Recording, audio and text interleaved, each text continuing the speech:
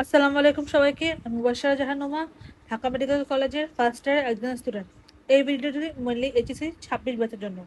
আজকের ভিডিওতে আমরা আলোচনা করব একজন এইচএসসি সায়েন্সের স্টুডেন্ট হিসেবে আমরা কি কি বই ফলো করতে পারি।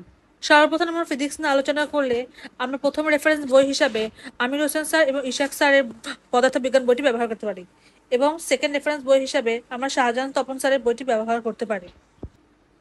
তারপর আমরা কেমিস্ট্রি নিয়ে কথা বললে আমরা ফার্স্ট রেফারেন্স বই হিসাবে হাজারি স্যার এবং নাক স্যারের কেমিস্ট্রি বইটি ফলো করতে পারি, এবং সেকেন্ড রেফারেন্স বই হিসাবে আমরা কবির স্যারের বইটি ফলো করতে পারি। তারপর আমরা বোটানি নিয়ে আলোচনা করব। ফার্স্ট রেফারেন্স বই হিসাবে আমরা মোহাম্মদ আবুল হাসান স্যারের জীববিজ্ঞান বইটি ব্যবহার করতে পারি, এবং সেকেন্ড রেফারেন্স বই হিসাবে আমরা আজিবুর রহমান স্যারের বইটি ফলো করতে পারি। তারপর আমরা জুওলজি নিয়ে আলোচনা করব। জুওলজির জন্য আমাদের ফার্স্ট রেফারেন্স বই হচ্ছে গাজী আজমল স্যারের বই। সেকেন্ড রেফারেন্স বই হিসাবে আমরা আব্দুল আলিম স্যারের বইটি ফলো করতে পারি, এবং তৃতীয় রেফারেন্স বই হিসাবে আমরা মাজেদা ম্যাডামের বইটি ফলো করতে পারি। একটা কথা এখানে বলতে হবে যে ইন্টারমিডিয়েটের ক্ষেত্রে আমরা শুধু বোটানিক ক্ষেত্রে আবুল হাসান স্যার এবং জুওলজির ক্ষেত্রে গাজী আজমল স্যারের বইটি ফলো করলেই হবে, কিন্তু মেডিকেল অ্যাডমিশনের ক্ষেত্রে আমাদের একাধিক বই ফলো করতে হবে।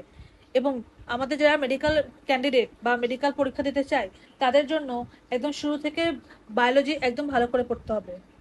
সর্বশেষে আমরা উচ্চতর গণিত নিয়ে কথা বললে আমাদের ফার্স্ট রেফারেন্স বইটি হলো এস.সি. আহমেদ স্যারের বই, এবং সেকেন্ড রেফারেন্স বই হিসেবে আমরা কামরুজ্জামান স্যারের বইটি ফলো করতে পারি।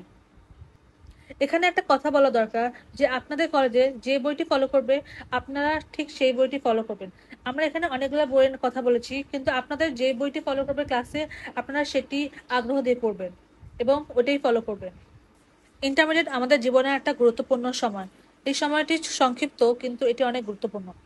তাই আমাদের উচিত একদম শুরু থেকে নিয়মিত হওয়া। যদি আমরা রোজকার পড়া রোজ শেষ করে দেই তাহলে আমাদের পড়া জমবে না। পড়া না জমা একটা অনেক ভালো লক্ষণ একটা ভালো ফলাফলের জন্য। কিন্তু যদি আমরা একদিনে পড়া আরেকদিনের জন্য রেখে দিই তাহলে আমাদের পড়া জমে যাবে, পরবর্তীতে সেটা আমাদের কোপ আপ করতে অনেক সমস্যা হবে। তাই আমাদের উচিত নিয়মিত পড়াটা পড়া।